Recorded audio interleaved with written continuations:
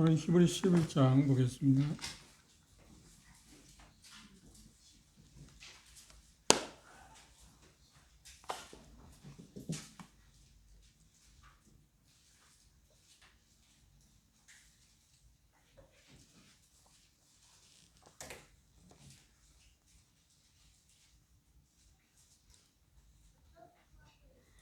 히브리 11장 31절, 32절 함께 보겠습니다. 21절, 22절입니다. 21절, 22절 같이 읽겠습니다. 시작. 믿음으로 야곱은 죽을 때 요셉의 각 아들에게 축복하고 그 지팡이 머리에 의지하여 경배하였으며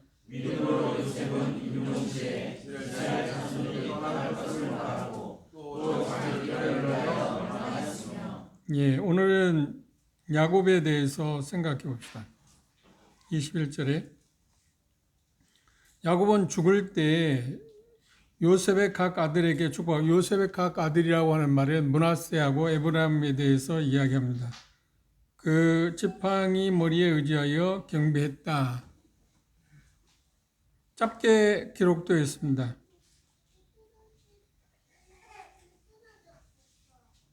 야곱의 믿음에 대해서 이야기할 때 그가 죽을 때, 그 임종이 가까웠을 때 요셉의 각 아들에게 축복했다. 그 말의 의미가 무엇인가 하는 것에 대해서 본문은 이야기하고 있습니다. 두 번째 말씀에 보면 그 지팡이 머리에 의지하여 경배했다. 이건 마지막 죽음의 자리에 이르렀을 때 임종 직전에 있었던 일입니다. 하나는 임종을 앞두고 한 일이고 하나는 임종 직전에 한 일입니다. 이걸 오늘 이야기하기 전에 여기까지 오기 위해서, 임종을 앞두고 있는 여기까지 오기 위해서 야곱은 어떤 삶을 살았는가 하는 것을 간략하게 한번 점검해 보는 것도 필요하다고 그렇게 생각합니다. 창세기로 돌아가서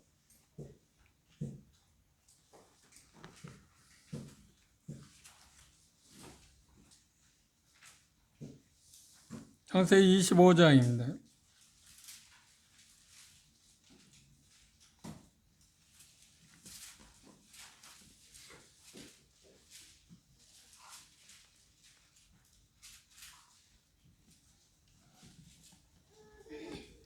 창세기 25장 22절 주목해 보시면 리브가가 아이를 낳지 못했는데 이삭이 기도함으로 말미암아 간구함으로 말미암아서 리브가가 잉태하게 되었는데 그 내용에 대해서 22절 이렇게 말하고 있습니다. 아이들이 그의 태 속에서 서로 싸우는지라. 쌍둥이 아이를 가졌는데 에서하고 야곱입니다. 쌍둥이 아이를 가졌는데 리브가의 그 태 속에서 두 아이가 싸우고 있었다. 야곱은 태어나기 전부터 어머니 뱃속에서부터 다투는 사람이었습니다. 참 이상한 일입니다. 우리 중에 쌍둥이를 가진 사람은 없나요? 근데 요즘 그 인공수정이라는 걸 통해서 쌍둥이를 갖는 게 좀 흔한 것 같더라고요. 새 쌍둥이도 같기도 하고 그런데. 근데 이건 자연적으로 아이를 갖게 됐는데, 하나님의 은혜로 말미암아서 아이를 갖게 됐는데, 두 아이가 어머니 뱃속에서부터 싸우고 있었다. 싸웠다고 하는 말이 어떤 이야기냐면, 여기 표현 말씀에 잠시 보시면, 그 서로 세상에 먼저 나오고 싶어 했다고 하는 그런 이야기도 되어 있고, 그리고 하나님의 섭리적인 의미에서 본다고 하면, 하나님의 복을 누리기 위해서 내가 장자의 권한을 먼저 차지하겠다 하는 의미도 들어 있습니다. 참 신기한 일입니다. 그 다음 말씀을 보시면, 태소에서 싸우는다. 그가 하루되 이 같으면 내가 어찌할꼬, 리브가가 한 말입니다. 하고 가서 여호와께 묻자온대. 여호와께서 그에게 이르시되 두 국민이 내 태중에 있구나. 두 민족이 내 복중에서부터 나누리이리라. 이 족속이 저 족속보다 강하겠고 큰 자는 어린 자를 섬길 거다. 큰 자는 먼저 나온 자가 나중 나온 자를 섬기게 될 거다. 그런데 태중에서부터 서로 먼저 나오고 싶어서 하나님의 섭리적인 의미에서 본다면 장자의 권한을 서로 차지하고 싶어 했던 것 같습니다. 그런데 결국은 야곱은, 여기 우리가 지금 생각하는 본문에 나오는 야곱은 먼저 나오지 못했습니다. 그 에서가 먼저 나오고 야곱이 그 뒤를 이었는데 그 시차는 얼마 정도 시차였을까요? 발 뒤꿈치를 잡고 나왔으니까 뭐 몇 초 차이겠죠. 그렇죠? 그러니까 야곱은 태어나면서부터 얕은 경쟁 의식을 갖고 있었습니다. 특별한 사람입니다. 정말 특별한 사람입니다. 여러분들이 동의할지 모르지만 성경에 보면 참 굴곡진 사람, 인간적으로 보면 전혀 가능성이 없는 사람 가운데 놀랍게 변화된 사람을 손꼽으라고 한다면 저는 서슴없이 야곱을 손꼽습니다. 성경에 나오는 하나님의 사람들 가운데 야곱처럼 비틀린 사람은 없습니다. 얼마 정도 비틀렸을까요? 그는 자기가 요구하고 자기가 생각하는 것을 수단 방법을 가리지 않고 쟁취하는 사람입니다. 그래서 야곱의 별명이 뭐 발 뒤꿈치를 잡았다고 그렇게 그 말은 그렇게 하고 있습니다. 어떤 면에서 보면 그 말을 의역하면 뭐라고 하냐면 그는 추적자다. 뭘 추적자다? 마치 사냥꾼이 먹잇감을 보고 그 사냥감을 놓치지 않기 위해서 심혈을 기울여서 그 먹이를 낚아채는 것처럼 야곱은 인생을 살아가면서 자기가 생각하고 있는 것, 자기가 갖고자 하는 것, 얻고자 하는 것을 어떤 방법을 통해서든지 취하는 사람, 이 야곱입니다. 이 야곱이 우리 본문에서 보고 있는 말년에 임종을 앞두고 믿음으로 요셉의 두 아들을 축복했다. 그건 우리가 차후에 생각해 보기로 하고요. 야곱은 이렇게 세상에 태어났습니다. 태어나면서부터 자기는 경쟁자로서 어떤 일이 있어든지 자기가 생각하고 있는 것을 뺏기고 싶지 않다. 잡고 살고 싶다. 그걸 누리겠다 하는 생각을 가졌습니다. 그런데 이 표현 가운데 우리가 잘 생각해 볼 수 있는 야곱의 기질은 어떤 기질이에요? 그렇죠. 인간적으로 보면 정말 혐오스러운 기질입니다.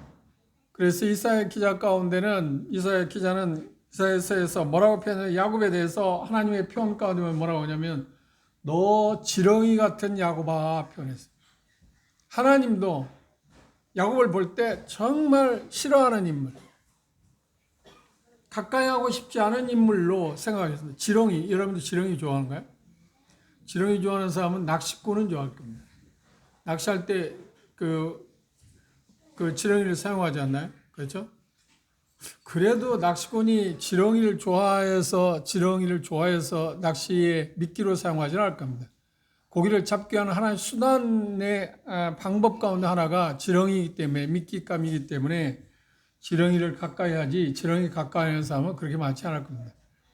그런데 지금은 어떤지 모르지만 꽤 오래전에 우리나라에 그 간 경화나 간에 좀 좋지 않은 분들이 사용했던 게 뭐냐면 토롱탕이라고 해서 지렁이를 키워서 일반 지렁이가 아닐 것 같아요. 제가 생각할 때.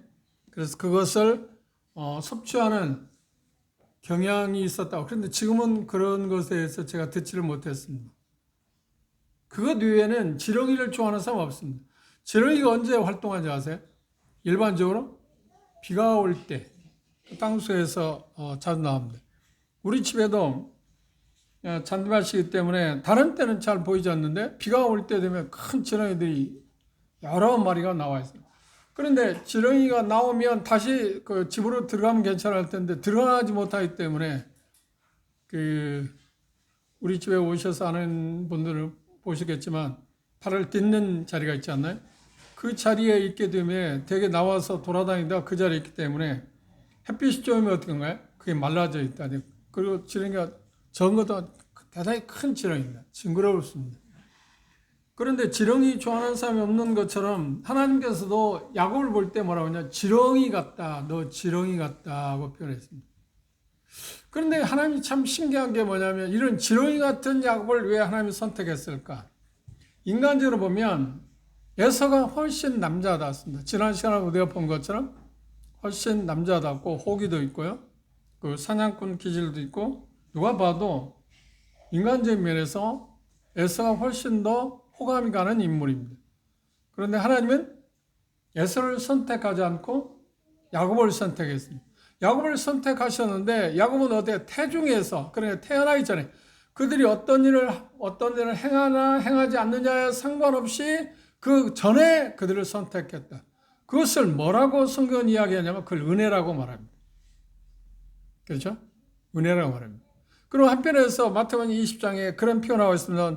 포도원 꿈꾸는 표에서 그런 표현을 했습니다. 뭐라고 하냐면 주인이 그런 표현을 내 것을 가지고 내 마음대로 할 수 있는 고난이 있다.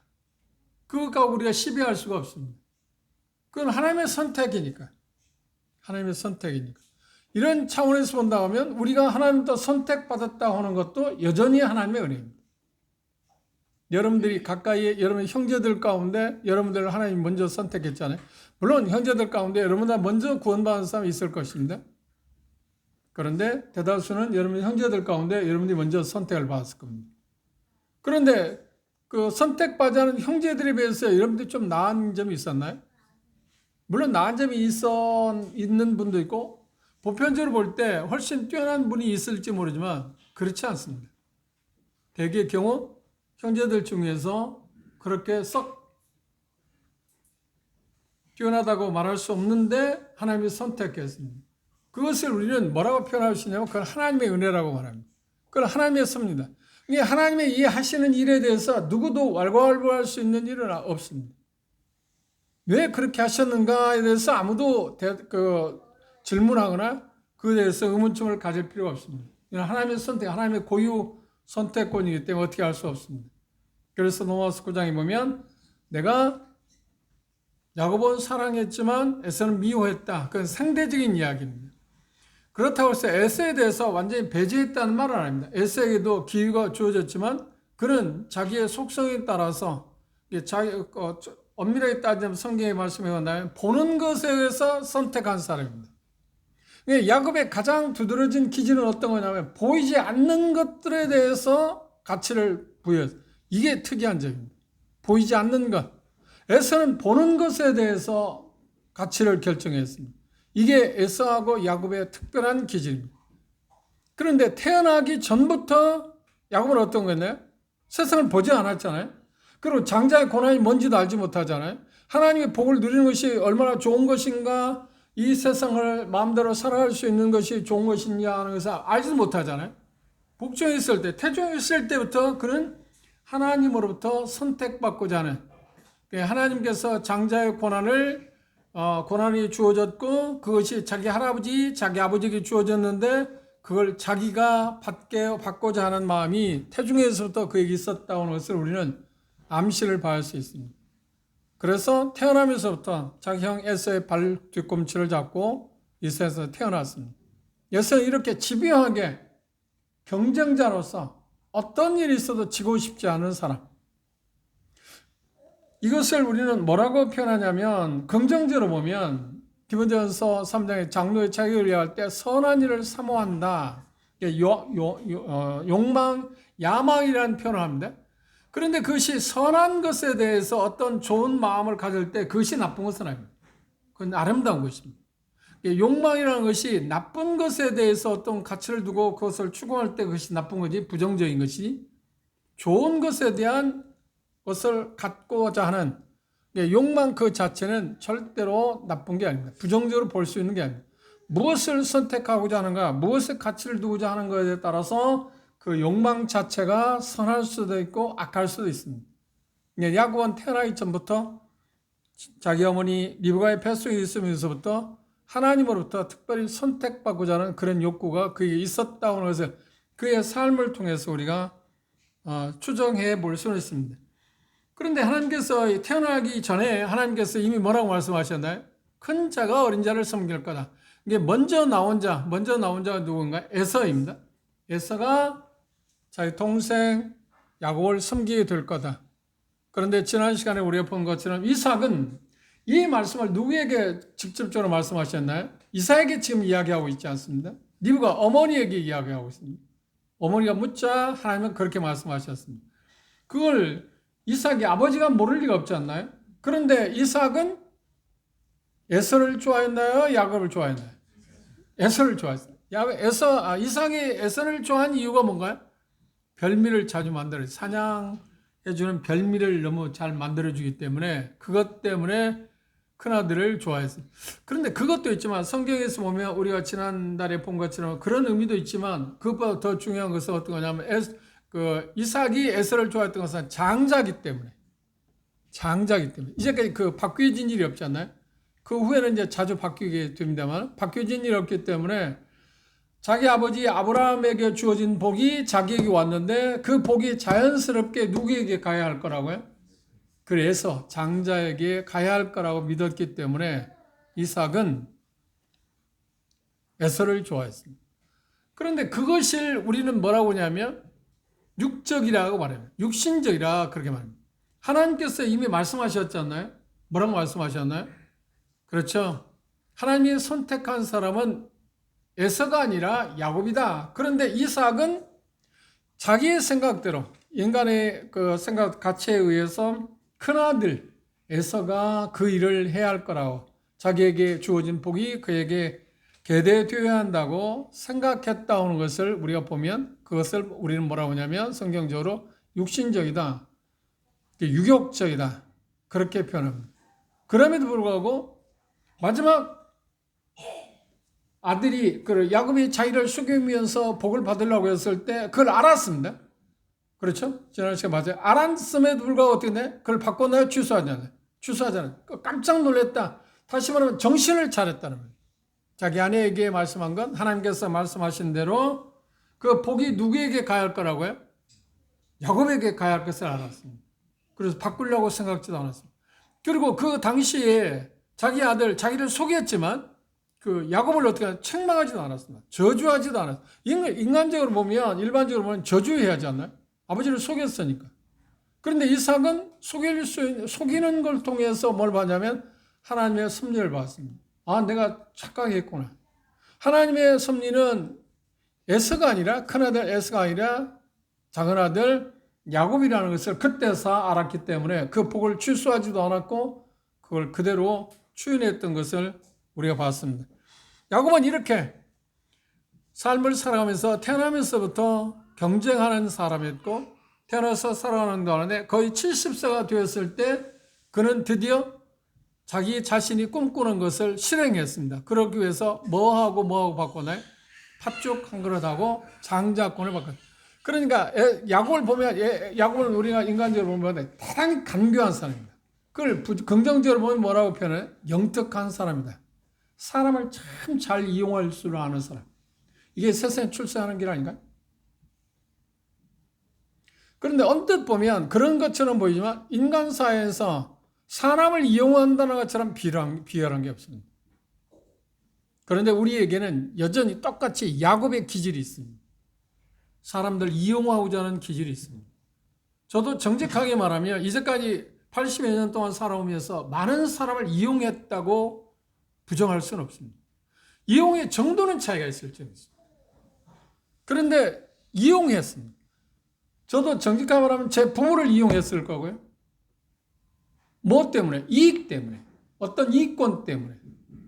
제 형제들을 이용할 수도 있을 겁니다. 뭐 때문에? 이익권 때문입니다. 제가 손해보지 않고자 하는 마음 때문에. 그리스도 안에 들어와서 형제 자매들 관계에서도 형제 자매들을 제가 이용했을 수 있습니다. 뭐 때문에? 어떤 이익 때문에. 제 명예나 아니면 사소한 어떤 부나 또 어떤 것들 때문에 사람들을 이용했을 수 있습니다. 그걸 제가 부정할 수는 없어요. 그리고 반면에 제가 이용당한 경우도 있을 것입니다. 그렇잖아요? 우리는 서로 간에 이렇게 이용하기도 하고 이용당하기도 합니다. 그걸 좀 더 부정적으로 이야기한다면 야곱을 보면 야곱은 어떤가요? 사람을 속이는 일을 좋아했어요. 야곱은 사람을 속이는 이런 사람을 좋아할 사람이 있나요? 저 사람이 속이는 사람이다. 다시 말해 사기꾼이다 하고 내가 알고 있다면 그 사람을 가까이 할 수 있는 사람이 있나요? 아무도 없습니다. 솟아나치게 놀랄 수밖에 없잖아요. 한 번 속임을 당했을 때 그를 가까이 하지도 않을 거고 그런데 그가 속이는 사람이라는 그런 기질을 갖고 있다고 우리가 알게 된다면 그를 접근하고자 하는 마음이 없을 겁니다. 그리고 그가 가까이 올 때 항상 조심할 것입니다. 하물며 하나님이 어떻게 하겠습니까? 그런데 하나님은 이 야곱을 선택했다. 그리고 하나님이 야곱과 함께 하기를 기뻐했다. 그 하나님이 이해가 됩니까? 하나님이 이해가 안 됩니다. 그런데 왜 하나님이 이런 야곱을 선택했을까? 그것은 바로 어디에 있냐면 야곱의 하나님이라고 하는 칭호를 그분이 얻고 싶어 했어요. 다시 말하면 무슨 말은 이런 사람에게도 하나님은 하나님과 관계를 가질 수 있다고 하는 것을 보여주고 싶었습니다. 이것이 하나님께 야곱을 선택한 이유. 참 놀랍지 않나요? 이런 사람도 하나님과 관계를 가질, 다시 말하면 이런 사람도 하나님의 이름을 그에게 사용할 수 있다. 나는 이런 사람에게도 하나님일 수 있다. 좀 뭔가 나은 사람, 뭔가 좀 선한 사람, 뭔가 가능성 있는 사람의 하나님이 아니라 전혀 가능성이 없는 사람의 하나님도 될 수 있다. 이것이 야곱의 하나님이 우리에게 주는 가장 극명한 진리라고 말할 수 있습니다. 그래서 이 야곱을 볼 때, 야곱의 하나님을 볼 때, 하나님께서 야곱을 선택함을 볼 때 우리가 빼놓을 수 없는 게 뭐냐면 인내하시는 하나님. 끝까지 하나님은 절대 좌절하지 않습니다. 하나님은 절대로 포기하지 않습니다. 이게 어디에서 볼 수 있냐면 야곱을 다루시는 하나님, 야곱의 하나님에서 볼 수 있는 가장 두드러진 진리입니다. 우리는 종종 이렇게 생각하지 않나? 저도 그렇지만 하나님 앞에 우리가 실망시키게 되면 우리는 어떤 생각을 드는가요? 하나님이 나를 포기하실 수 있겠지. 하나님 마음에 들지 않는 그런 행동을 하게 되면 하나님이 이런 나를 받아들일 수 있을까? 하나님이 이런 나도 기뻐하실 수 있을까? 그런데 야곱의 하나님 뭐라고 하냐? 그렇다고 말합니다. 그렇다고. 얼마든지 그 하나님일 수 있다. 그런 사람에게도 여전히 하나님일 수 있다 하는 것이 야곱을 선택하시는 하나님의 모습입니다. 그런데 잘 보십시오. 야곱은 이렇게 사기꾼이지 않나요? 그리고 속이지 않나요? 그런데 하나님은 정직하게 속이는 게 아니라 하나님의 선과 의를 따라서 야곱을 어떻게 하냐면 계속 추적해요. 어떤 쪽에서 추적하는가요? 야곱은 자기가 원하는 대로 어떤 것을 정치하게 추적하는데 하나님은 하나님의 선이라는 커다란 목표를 갖고 야곱을 추적합니다. 그걸 달성하기 위해서 하나님이 하시는 일은 뭔가요? 야곱이 만나는 모든 사람들, 야곱이 만나는 환경들을 사용해서 하나님은 야곱을 무엇으로 바꾸시는가요? 그렇습니다. 이스라엘. 야곱을 이스라엘 바꾸시는 그 하나님. 이게 하나님의 하나님다운 가장 놀라운 사실입니다. 누구도 야곱을 바꿀 수 있는 사람이 없습니다. 야가 이렇게 악한 야곱을 누가 바꾸겠습니까? 그리고 그가 자기 형 에서를 장자권을 팥죽 한 그릇 주고 바꿨을 때 나이가 70세였거든요. 70세 넘었습니다. 그리고 아버지를 속여서 복을 가로챈 게 80세가 넘었습니다. 약 90세가 되었을 때입니다. 그가 몇 세를 살았나요? 147세를 살았습니다. 그러니까 인간적으로 보면 이미 고정되어진, 인격이 형성되어진, 어렸을 때 뭔가 그 나무, 전지사들이 나무를 아름답게 만들어가는, 조종하는 걸 수 있지만 이미 오래 자란 나무를 다시 만들기는 힘들지 않나요? 인간도 마찬가지입니다. 자기 삶이 야곱도 살아갈 만큼 살아간다. 그러니까 부정적인 쪽에서 이미 고정되어 있는 야곱을 하나님이 만나서 그를 바로 잡아간다는 것은 가능성이 없습니다. 그런데 하나님만이 그 일을 하셨습니다. 그래서 드디어 우리가 볼 수 있는 것은 그런 야곱을 하나님이 어떻게 만드셨다고요? 이스라엘을 바꿨어요. 이거 지금 현 전쟁 중인데 그 이스라엘의 말의 뜻은 무엇인가요? 정확히 말하면 하나님과 씨름해서 이겼다. 하나님의 씨름에 이겼다는 말이 가능성이 있는 말이 아닙니다. 하나님의 사자와 결국은 싸워서 이겼나요? 아니, 이긴 건 아니에요. 환도뼈가 부러졌잖아요. 자기가 실패했잖아요. 그런데 그 당시 분열에서 하나님의 사자는 뭐라고 한 거야? 일이 뭐냐 물었을 때 야곱은 야곱이다. 그러니까 하나님의 사자가 뭐라고 한 거야? 아니야. 내 이름이 야곱이 아니야. 이제부터는 뭐라고요? 이스라엘이다. 이스라엘 말은 그냥 표기된 대로 말한다면 하나님과 겨루어 이겼다는 뜻이지만 의역한다면 정확히 말하면 무슨 뜻이냐면 하나님의 다스림을 받는 사람. 하나님에 의해서 다스림 받는. 그걸 좀 더 구체적으로 표현한다면 무슨 말이에요? 이스라엘이라는 뜻은 하나님에 의해서 다스림 받음으로 말미암아서 성공을 이룬 사람. 그게 이스라엘입니다. 역사적으로 이스라엘 사람들은 지금 우리가 보고 있는 지구촌에 살고 있는 이스라엘 사람들은 그들 가운데 구약을 아는 아마 납비들은 다 알 것입니다. 그런데 대다수 이스라엘 사람들이 그걸 얼마나 아는지는 잘 모르겠지만 그들은 이 새 삶에서 오직 하나님에 의해서 다스림 받는 민족입니다. 그리고 하나님에 의해서 다스림 받는다는 말은 뭐냐면 하나님에 의해서 공급받는 사람, 하나님에 의해서 공급받는 사람. 그 민족의 유일한 민족이 누구예요? 이스라엘. 이 얼마나 놀라운 사람입니까? 이스라엘은, 야곱은 다시 말하면 하나님에 의해서 공급받고 하나님에 의해서 다스림 받았기 때문에 결국 뭐가 됐어요? 야곱이 뭐를 변했어요? 이스라엘이 됐다. 그리고 야곱이 이스라엘 변화된 것을 통해서 하나님은 우리에게 뭘 시사하는 거야? 뭘 제시하는 거야? 네가 삐뚤어진 사람이냐? 그런데 네가 야곱보다 그렇게 삐뚤어진 사람이냐? 묻습니다. 네가 사람을 이용하냐? 그런데 네가 야곱처럼 그렇게 사람을 간교하게 이용한 사람이냐? 물론 정도의 차이를 갖고 제가 이야기합니다. 분명히 하나님의 시각에서 보면 사람을 한 번 이용한 거나 100번 이용한 거나 이용해 먹거나 똑같아. 하나님 쪽에서 그렇습니다. 그런 사람 쪽에서 어떤가요? 100번 이용한 거하고 이용해 먹는 거하고 한 번 이용한 거 다르지 않나요? 근데 우리는 그것 갖고 생각하잖아요. 하나님은 뭐래요? 네가 사람을 이용했느냐 이용하지 않느냐를 묻는 것이 사람들은 네가 얼마큼 사람을 이용하느냐 이용하지 않느냐 그리고 그 정도의 차이가 어떤 거냐고 묻습니다. 근데 우리는 그 질문에 따라서 우리 자신을 생각합니다. 근데 하나님은 그렇게 묻습니다. 네가 간교한 사람이냐? 그런데 야곱보다 더 간교하냐? 네가 꾀를 잘 쓰는 사람이냐? 그런데 야곱보다 그렇게 꾀를 잘 쓰는 사람이냐? 네가 사람들을 잘 속이냐? 그런데 야곱보다 그렇게 잘 속이는 사람이냐? 그런데 그 부분에 대해서 우리는 정직하게 말하면 나도 야곱과 같은 사람이라고 말할 수 있어야 합니다. 그런데 우리는 정도의 차이를 생각하면 나는 그래도 야곱보다는 좀 낫지.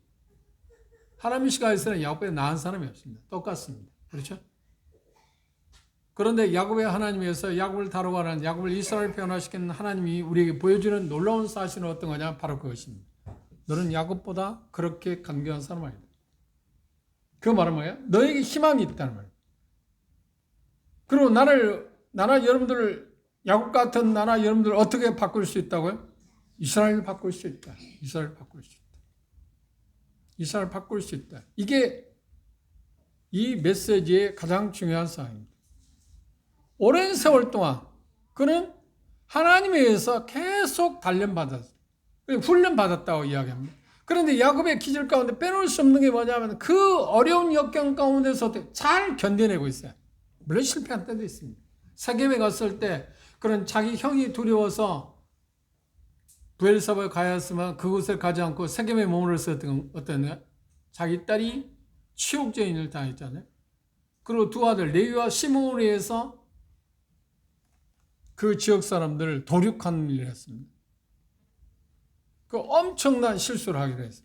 그런데 그 과정 가운데 그 삶의 과정 가운데는 여러 가지 시행착오는 하게 했지만 그럼에도 끈질기게 야곱에게서 어떤 걸 볼 수 있나 나는 하나님과 더불어서 하나님에 의해서 살아야 한다고는 생각을 갖고 살았다. 이게 야곱의 기질입니다. 어떤 상황, 실패했을 상황에서도 자기가 성공한다든지 어떤 사람을 이용한다든지 어떤 상황에서도 야곱의 기질 가운데 가장 두드러진 게 뭐냐면 나는 하나님에 의해서 공급받아만 산다. 이게 야곱의 기질입니다. 이게 야곱의 믿음입니다. 이게 우리가 지금 본받아야 될 가장 큰 쟁점이라고 그렇게 생각합니다. 기억하십시오. 우리는 하나님에 의해서 우리가 살아갈 수 있는 하나님에 의해서만 살아갈 수 있는 사람. 그리스도인이라는 말은 뭔가요? 그렇죠. 하나님 예수 그리스도와 우리가 연합된 사람. 그 말을 바꿔 말한다면 그리스도에 의해서만 우리가 살아갈 수 있는 사람. 하나님의 도움이 없이는 살아갈 수 없는 사람. 물론 그리스도인이 아닌 사람도 하나님에 의해서만 살아갈 수 있습니다. 그런데 우리는 이미 그리스도였을 때 뭘 이야기한 건가요? 나는 이제 하나님에 의해서만 살아갈 수 있는 사람이라고 시인한 것입니다. 그게 그리스도인입니다. 그렇죠? 비그리스도인은 나는 하나님에 의해서 살아가는 사람이 아닙니다. 내 마음에 내 힘에 의해서 내가 생각하는 어떤 것에 의해서 내가 갖고 있는 지식 또한 어떤 능력에 살아갈 수 있는 사람이라고 생각하고 살아가고 있지 않나요? 우리는 그렇게 산 사람입니다. 그런데 그리스도인 되었을 때 나는 그리스도에 의해서만 살아갈 수 있는 사람입니다. 이게 그리스도인이라고 하는 고백입니다. 그걸 알고 우리가 사는 게 대단히 필요합니다. 야곱은 그걸 갖고 있었어요. 어떤 상황이 가든 간에 꼭 그걸 생각했어요. 실패했을 때도 하나님에 의해서 내가 살아갈 수 있는, 하나님의 도움 없이는 내가 살아갈 수 있는 사람이 아니다. 왜 그랬을까요? 이유는 딱 하나입니다. 그건 자기 할아버지, 자기 아버지, 그리고 자기에게 약속을 알았어요. 약속을 믿었어요. 그 약속을 하나님께서 야곱에게 그렇게 말씀하신다. 25장을 보십시오. 뒤로 넘겨서 27장을 보십시오.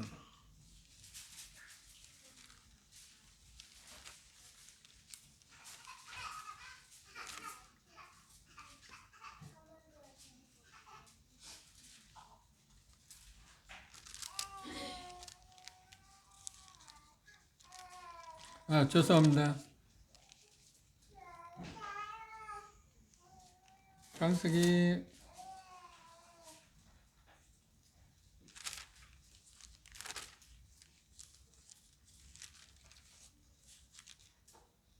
28장입니다.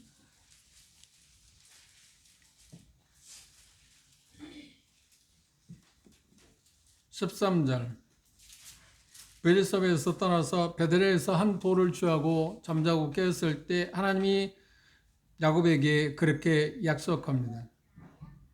13절 보면 또 본즉 여호와께서 그 위에 서서 가라사대 나는 여호와니 너희 조 아브라함의 하나님이요 이삭의 하나님이라.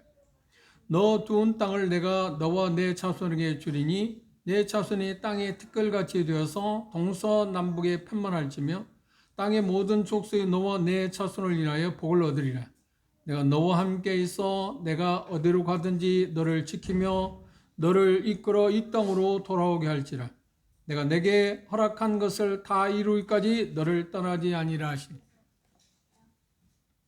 야곱의 가장 두드러진 믿음은 뭐냐면 하나님의 약속을 믿었다는 거예요. 하나님의 약속은 뭔가요? 자기를 통해서 모든 사람의 복을 주고 함께하고 계신다. 어느 곳에 가든지 함께 하시고 결국은 어떻게 하겠다고요? 이곳으로 이끌고, 이곳은 어떤가요?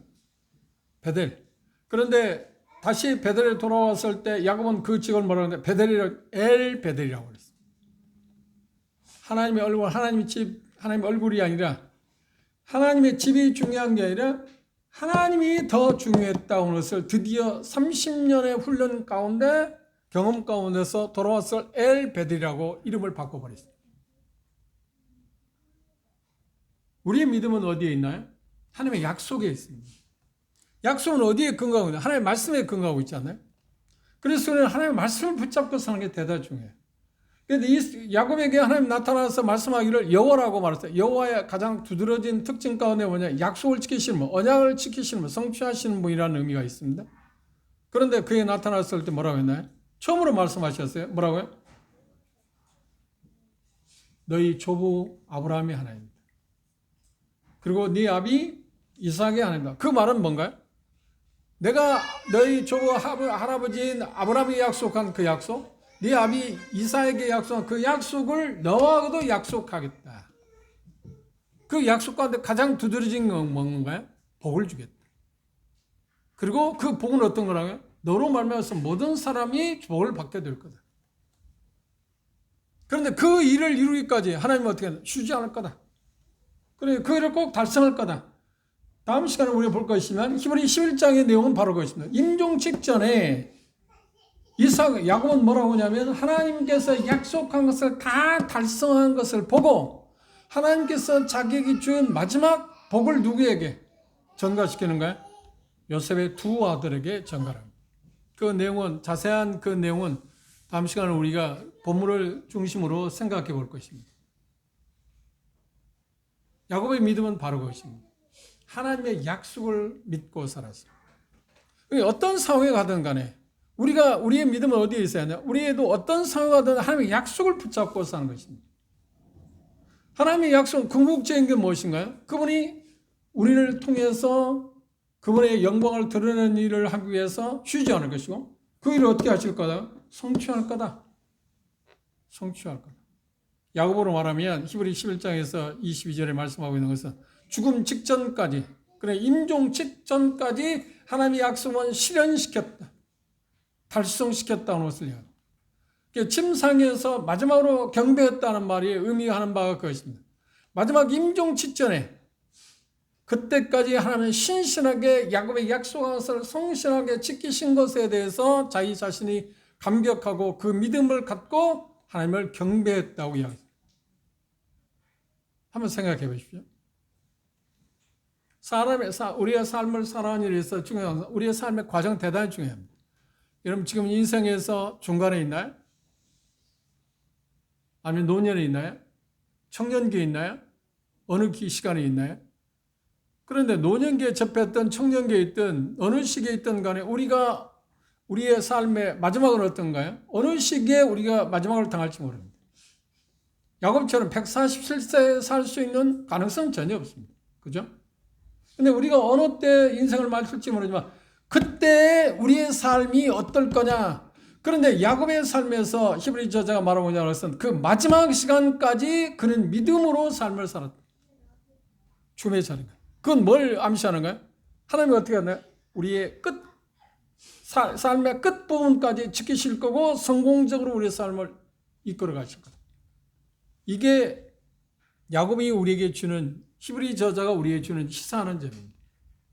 절대 하나님을 포기하지 않는다. 어떤 상황에도 우리를 놓지 않는다. 그래서 저는 그 표현을 합니다. 여러분도 그런 표현을 우리는 들을 수 있습니다. 사랑의 끈이라고 그러잖아요. 은혜의 끈을 절대 그분은 놓지 않았습니다. 어떤 상황이든 우리가 어떤 태도를 취하든 그거 상관없이 우리에 대한 사랑의 끈을 놓지 않습니다. 그래서 로마서 8장에 말하는 거예요. 누가 그리스도의 사랑에서 끊을 수 있으리요? 라고 하면서 여러 가지 것들을 제시하잖아요. 그리고 마지막 제시하는 게 뭔가요? 죽음조차도 그리스도 사랑에서 끊을 수 없다. 절대로 우리를 포기하지 않는 사랑. 요한복음의 13장에 예수님은 제자들이 말하는데 내가 끝까지 그들을 사랑할 거라 말했어요. 포기하지 않는 그 사랑. 그게 가장 두드러진 인물이 누구냐면 바로 야곱입니다. 야곱을 통해서 하나님께서는 그렇게 하나님의 신실함을, 그 약속을 성취하고 있는 것을 볼 수 있습니다. 야곱의 삶을 간단히 말하면 창세기를 보면 5번의 만남이 있습니다. 첫 번째 만남이 지금 방금 읽은 베델에서 만남입니다. 베델에서 만남은 뭔가요? 약속했습니다. 내가 너에게 복을 줄 거고 그 복을 네가 누릴 뿐만 아니라 너로 말미암아서 많은 사람이 복을 누릴 거다. 그리고 그것들을 성취하기 위해서 내가 너를 떠나지 않을 거다. 그리고 그것을 성취하기 위해서 분명히 어디로 돌아올 거야? 지금 떠나간 이 베델에 너를 돌아오게 할 거다. 그런데 하나님의 약속대로 야곱을 어떻게 했나요? 드디어 베델로 돌아오게 했어요. 그래서 야곱은 뭐라고 했나요? 그 지역을 뭐라고 했나요? 엘 베델, 엘이란 말 하나님. 하나님을 더 중시하겠다 하는 이야기입니다. 그 다음 두 번째 만남이 어떻게 하냐면 브니엘에서입니다. 창세기 30장에 나와 있습니다. 이때 야곱은 벌써 100세가 되었습니다. 바다마름에 가서 약 30년 동안 노예생활하고 노예생활을 한 거랑 마찬가지입니다. 제가 유삼촌 집에서. 그런데 바다마름에 가서 하나님께서 자기 유삼촌 나발을 통해서 하나님께서 야곱을 훈련시킨 가운데 가장 두드러진 게 뭘까요? 야곱은 잘 속이는 사람이었잖아요. 그런데 하나님은 야곱보다 더 고단수인, 그렇죠? 자기 외삼촌을 만나겠습니다. 그 임자를 만났다. 그렇죠? 임자를 만났다. 고단수, 정말 고단수. 자기가 생각, 야곱은 자기가 생각, 이제까지는 자기의 그 정적이 없다고 생각했을 겁니다. 자기를 이겨먹을 수 있는 사람, 잔머리를 자기보다 잘 굴린 사람이 없을 거다. 사람들이 다 내가 이용당할 수 있는 사람 아니라고 생각하고 살았을 겁니다. 웬걸 나반에 가서 유삼촌이 심지어 가장 가까운 사람 아닌가요? 유삼촌. 왜 그런지 잘 모르겠어요. 여러분들 그런지 모르지만 저도 그렇습니다. 이모들에 대한 개념하고 고모에 대한 개념이 어느 쪽이 더 훨씬 정서적으로 가깝나요? 참 이상해요. 그래서 어떤 사람 질문을 했습니다. 왜 그런지 모르겠다.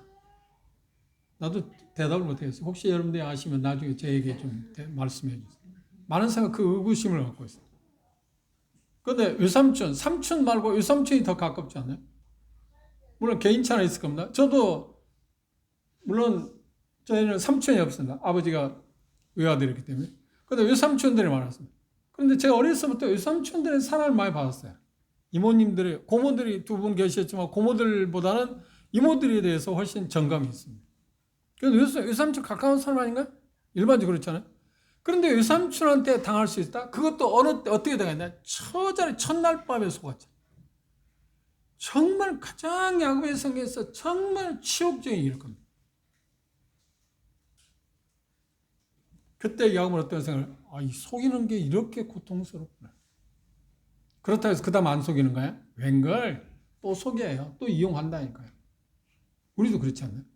그런 것을 반복하면서 하나님과 반복하게 하시면 만나고 그런 환경도 그런 사람을 통해서 반복하게 하면서 하나님은 야곱에게 어떤 걸 생각하라고 하는 거예요. 그것을 조금씩 녹게 만들어요. 그것을 조금씩 좀 멀어지게 만들어요. 그리고 궁극적으로 어떻게 이스라엘이 돼요. 이스라엘이 됐을 때 처음 이스라엘 말을 들었을 때 이스라엘이 다운 모습을 살아가는 게 아니요. 그런데 마지막 드디어 자기 아들 요셉이 총리가 되었다고 해서 애굽에 딱 갔을 때 바로를 만났습니다. 당시 그 바로는 최고의 권세를 갖고 있는 사람입니다. 지구촌에서요. 그런데 야곱의 옛날 기질, 야곱, 이스라엘이 아니고 야곱이었을 때 얻어낼 수 있는 게 얼마나 많았어요. 자기가 지금 전에 사용했던 야곱의 기질을 사용한다면 바로 그 왕권도 얼마든지 빼앗을 수 있는 사람 아닌가요? 그런데 바로를 만났을 때 야곱이 한 일이 뭔지 아세요? 그를 축복했다. 히브리서는 뭐라는가요? 오늘 여러분 읽었을 겁니다. 히브리서, 그렇죠? 성경 600절 읽다면 큰 자가 어린 자를 축복하라고 했습니다. 그러니까 야곱이 이스라엘의 본연의 모습을 취했을 때 어떻게 생각하는 거예요? 나는 이 바로가 대단한 사람이지만 그러나 내가 갖고 있는 위치는 하나님의 다른 받는 나는 바로보다 훨씬 월등하다. 내가 축복을 받을 사람이 아니라 내가 이 사람을 축복할 사람이다 생각했다. 바로가 그걸 알았을까요? 바로는 몰랐을 겁니다. 그런데 그게 야곱의 믿음이었다. 지금 보는 것에 의한다면 누가 축복해야 할 사람인가요? 바로가 축복해야 할 사람이잖아요. 그런데 야곱의 믿음으로 볼 때 하나님의 관점에서 볼 때는 누가 축복을 할 사람인가요? 그렇죠. 야곱이. 그래서 야곱은 그 믿음을 갖고 그렇게 생각했어요. 이렇게 변했어요. 이렇게 변했다는 거예요. 그런데 그 모습에서 우리가 하나님께서 우리에게 제시하는 건 뭔가요? 나도 얼마든지 야곱이 이스라엘을 변화시킬 수 있는 것처럼 나도 그렇게 변화시킬. 우리는 그 과정 가운데 있습니다. 우리는 지금 그 과정 가운데 세겜에 와 있는지도 모릅니다. 엘베델에 오지 않고 아직 그렇죠? 그러지만 그게 왔다 갔다 할 수 있어요. 엘베델 왔다 또 세겜에 갔다 뭐 나반의 집에 갔다가 이렇게 왔다 갔다 계속 반복하는 걸 통해서 드디어 결국은 어떻게 궁극적으로 히브리 저자가 이야기하고 있는 것처럼 마지막 순간에 죽음을 마지막 아름답게 맞이할 수 있는 자리까지 누가 뭐라고 하든 내게 주어진 마지막 그 복을 전해주는 것까지 그 약속을 내가 받았지만 그 약속을 다른 사람에게 전해줘야 한다는 제시를 받고 성경에는 그게 나와 있지는 않습니다. 나중에 히브리 11장에 보면 나와 있지는 않습니다. 그런데 언뜻 어느 날 요셉에게 두 아들이 요셉은 그렇게 생각했습니다. 두 아들에게 하나님께서 그 아버지에게 주어진 복을 자기에게 받을 뿐만 아니라 두 아들에게도 받게 하고자 하는 마음입니다. 두 아들 므낫세하고 에브라임은 어느 출세 어디에서 태어났나요? 애굽에서 태어났다니까. 애굽에서. 그런데 두 아들에게 가나안의 복이 그에게 주어지지 않았을 거라고 생각했는지 모르지만 요셉은 두 아들을 자기 아버지 앞에 데리고 나왔어요. 그리고 복을 허락해달라고 축복해달라고. 그런데 야곱은 어떻게 하나요? 지금 본문에서 히브리 11장 22절 그 이야기입니다. 거기서 어떻게 하나요? 그를 복을 허락했다. 축복했다. 그걸 믿음으로 했다는 거예요. 그건 뭘 이야기하는 거예요? 그건 다음 우리가 생각하기로 하고요. 그게 암시하는 게 대단히 중요한 의미가 있어요. 분열의 위기를 통해서 그런 놀랍게 변하기 시작했습니다. 그 다음 세 번째 위기는 어떨까요? 세겜의 위기가 있습니다. 우리가 조금 전에 이야기한 것처럼 딸 문제의 어려움이 겪었습니다. 그래서 많은 사람을 죽이는 살생, 그리고 피냄새를 나게 했다. 그런데 그 상황 가운데서 하나님께서 야곱을 지켜보라고 그 가족을 어떻게 한가요? 보호하십니다. 그리고 드디어 베델로 오게 하게 하는 모습이 나왔습니다. 그 다음 다시 네 번째 베델에 오게 되었습니다. 창세기 35장에 나와 있습니다. 그게 거의 야곱의 생애에서 30년 만에 돌아온 일입니다. 30년 만에 30년 전에 자기 아비 집을 떠나서 누구 때문에 떠났는가요? 자기 형이 죽일 수 있다는 사실. 그 누구 부탁인가요? 어머니의 계략입니다. 리브가는 두 아들 한꺼번에 잃을 수 없기 때문에 자기 형이 동생을 죽인다고 속삭이는 말을 듣고 그걸 피하기 위해서 자기 남편 이삭에게 이야기해서 우리 아들 야곱을 어디를 여갓집에 좀 보내십시다. 처가에 보내서 얼마 동안 있게 합시다. 그리고 야곱을 보낼 때만 잠시 있다가 돌아올 거다. 그런데 그 말대로 리브가는 야곱을 본 일이 없어요. 그 중간에 죽고 말았어요. 참 무서운 일입니다. 인간적인 꾀를 썼을 때 그게 좋은 모습은 아니다. 베델의 위기도 있었습니다. 그리고 마지막 그 위기는 어떤 거냐면 다섯 번째 만남은 35장, 창세기 35장 9절에서 15절에 나와 있습니다만 드디어 황태자로서의 삶의 모습을 취해가고 있는 모습을 서서히 드러내는 모습이 나와 있습니다. 오늘 말씀에서 우리가 주목해야 할 게 뭐냐면 야곱의 과정들을 지금 설명했습니다. 그런데 두드러진 게 뭐냐면 야곱은 항상 경쟁자였다. 그리고 경쟁에서 패배한 일이 없다. 결국은 쟁취했다. 자기 생각하면서 얻었다. 그런데 그럼에도 불구하고 그 생각 가운데 어떤 걸 갖고 있었다고요?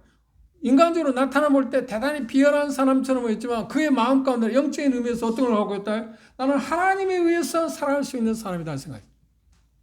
하나님의 복을 받아야만 생각한다. 하나님으로부터 무엇인가를 더 얻어내야만 산다고 하는 생각을 갖고 있었다. 이게 야곱이 가장 좋은 점입니다. 그리고 그 일을 성취하기 위해서 하나님과 더불어 삶을 살아갈 때 어떻게 하나요? 절대 하나님의 손을 놓지 않으려고 했어요.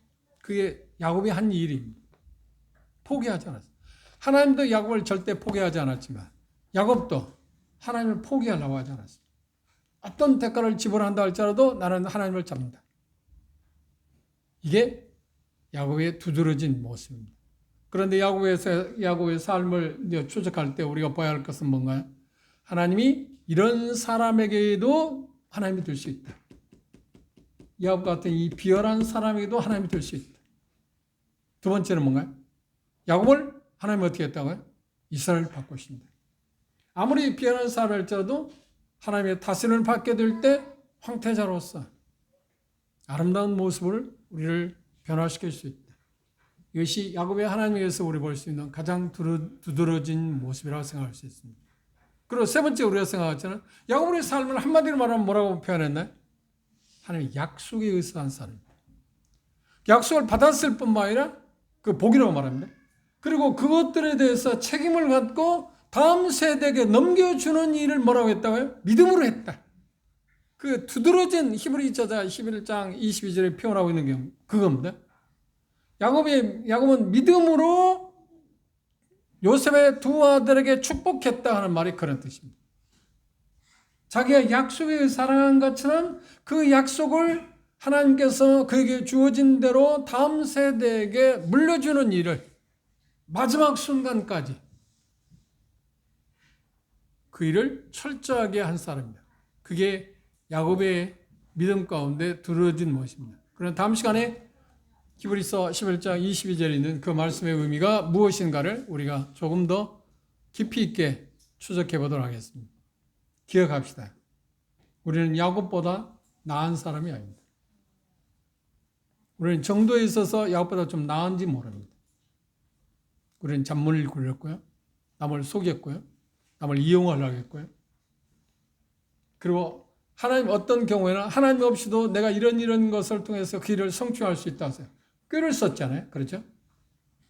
그 꾀쓴 가운데 가장 지능적인 꾀가 뭔지 아세요? 그런 동물학자들도 그걸 인정한다고 그럽니다. 어째서 그런지 잘 모르겠어요.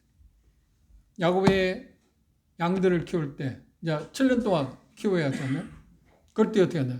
실한 양, 튼튼한 양들이 새끼 뵐 때는 어떤가요? 나무 껍질을 벗겨놓고 거기에 그걸 보게 해서 새끼를 낳게 하고 그러다 보니까 다 얼룩이 있는 거예요. 얼룩이 있는 거. 그리고 자기 외삼촌 나반의 양새끼들이 새끼를 뵈려고 할 때 어떻게 하는 거야? 그걸 없애는 거야. 그러면 다 연약한 비리비리한 것들만 외삼촌의 양이 되고 다 튼튼한 거 얼룩진 건 자기 것이었잖아요. 그렇죠? 그런 지능적인 머리도 있어요. 그런데 그 동물학자들 이야기 들으면 그 머리가 어떻게 해서 나온지 잘 모르겠다. 대단히 과학적이랍니다. 그렇게 야곱은 어떤 면에서 똑똑하기도 했을지 모르지만 그 수단 방법을 가르쳐요. 자기가 할 수 있는 하나님 방법을 때 이익이 될 수 있는 일이라면 어떤 것을 다 통해서 쟁취하는 사람.